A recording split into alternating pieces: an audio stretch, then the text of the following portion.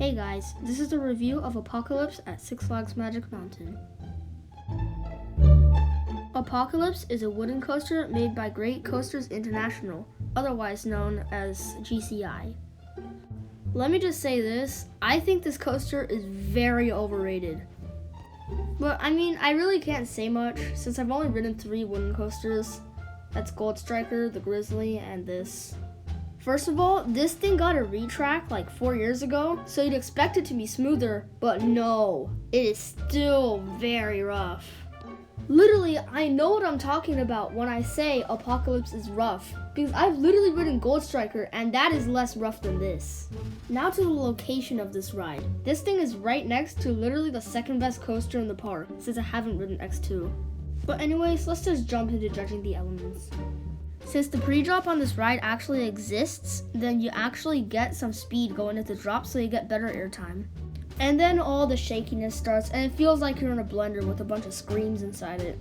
But anyways, after that, it goes into a small speed hill and then a giant overbank turn. But as you go down the drop, it kind of unbanks and then turns the other way and gives you very good airtime. And then we go to a tunnel that's just randomly placed there. And when we get out of the tunnel, we go into some sort of double down thing and do some twists into the station flyby. The drop off the station flyby is a really good drop if you don't know it's coming.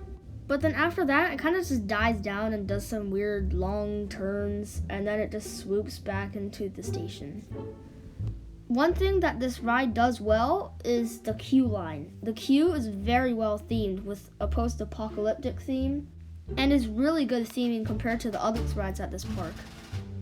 2 things that make me dislike this coaster more than it deserves is, number 1, the back row was only working for 1 train, so the line for the back row was super long, so I only went on twice in the back row.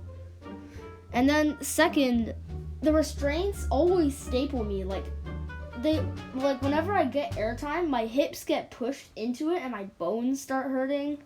Maybe it's just a me thing, because I'm very skinny. But that was all in the back row. So what if you ask me to ride it in the front row? So I rode it in the front row once, and it was equally as rough, and I barely noticed the difference, except it made my eyes water more since I was in the front. So yeah.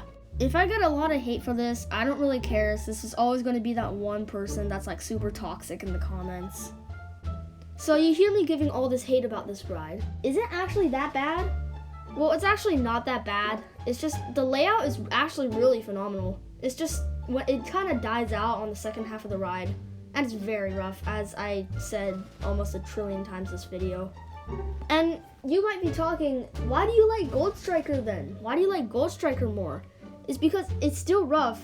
It's not as rough, and it also makes up that roughness with an amazing non-stop action, non-stop airtime layout. It's crazy. And if you like this ride, that's completely fine. Thanks for watching, guys. Stay tuned for other videos.